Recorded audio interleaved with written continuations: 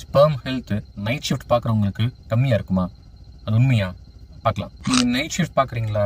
So உங்கள் தூக்கம் மட்டும் இல்லை, உங்களுடைய ஸ்பெர்ம் ஹெல்த்தையும் அது பாதிக்கலாம். நம்ம பாடிக்குன்னு ஒரு இன்டர்னல் கிளாக் இருக்குது, அதுதான் சர்காடியன் ரிதம். நைட் ஷிஃப்ட் காரணமாக நம்மளுடைய இந்த பாடி கிளாக் டிஸ்டர்ப் ஆச்சு அப்படின்னா கண்டிப்பாக டெஸ்டாஸ்டிரான் ப்ரொடக்ஷன் குறைய வாய்ப்பு இருக்குது.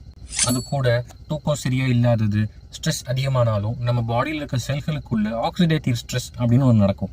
இந்த ஆக்சிடேட்டிவ் ஸ்ட்ரெஸ் ஸ்பெர்மோட ஹெல்த், அதாவது sperm count, sperm motility, sperm morphology, ஸ்பெர்மோட ப்ரொடக்ஷன் எல்லாத்தையுமே பாதிக்க வாய்ப்பு இருக்குது. இதுக்கு நாம் என்ன பண்ணணும்? நீங்கள் ஷிஃப்ட் முடிஞ்சு வந்த உடனே 7 hours of good quality sleep must.